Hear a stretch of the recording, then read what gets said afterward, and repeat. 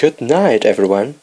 This is Camilo Paredes from Integrated English Language 5, Section 1, and this video is the second virtual journal entry of the semester. Well, talking seriously, I'm using this accent, the posh accent, because I would like to speak to you about the English learning process or experience of myself during the semester.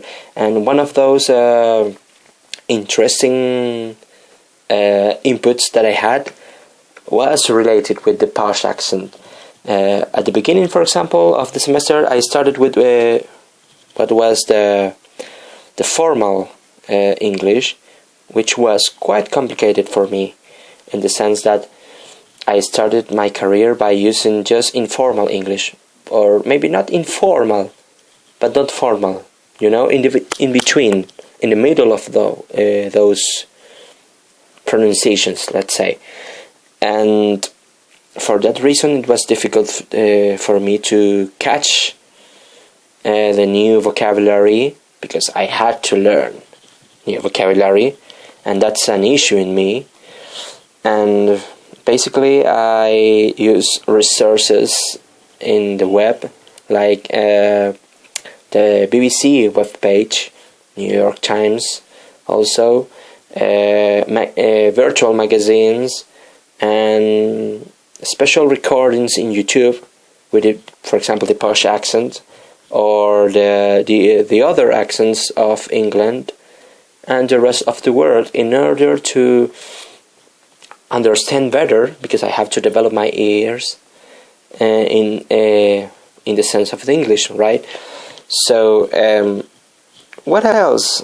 This semester was quite complex for me in the sense of the organization of time, and well, I have learned also about the classes, for example, the syntax classes, which were quite interesting.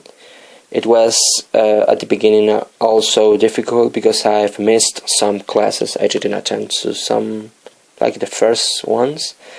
But apart from that, having this idea of you have a sentence which is composed by a noun phrase, a verb phrase, a prepositional phrase, and all that stuff. Well, that was at the beginning complex, but then it was not just useful, but it like, how can I say this? It was fruitful, because I started to understand why are you using this word, like an adjective, in this place and not in this other, and the differences between Spanish and English. Because it's true that you, or me in this case, as a learner of English, as a learner of L2, you have some fossilized errors, and those errors are mistakes that you repeat all the time, right? I learned that too. And those mistakes are always disturbing you when you're speaking English or writing in English, right? So that was one of my challenges during the semester, learning how to pass through these fossilized errors. Well, what else? The tasks and both units 1 and 2 were quite interesting for me. The first task was difficult because of what I've said before, the formal English, the photo book. But the second task was funny, was interesting, was amazing, was a good experience, in the sense that I had the opportunity to use posh in the recording of the video, my remake Sherlock Holmes, and basically the rest of the unit about the movie reviews. It was also delightful, and yeah, that's a good adjective, because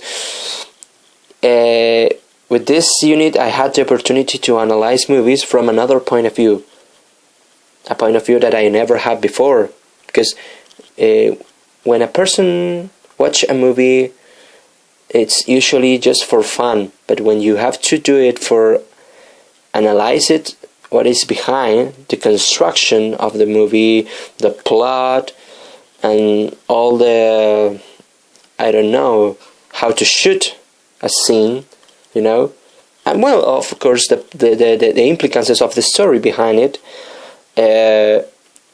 You have another optic, another eye, a different point of view, and you understand different things, and that was a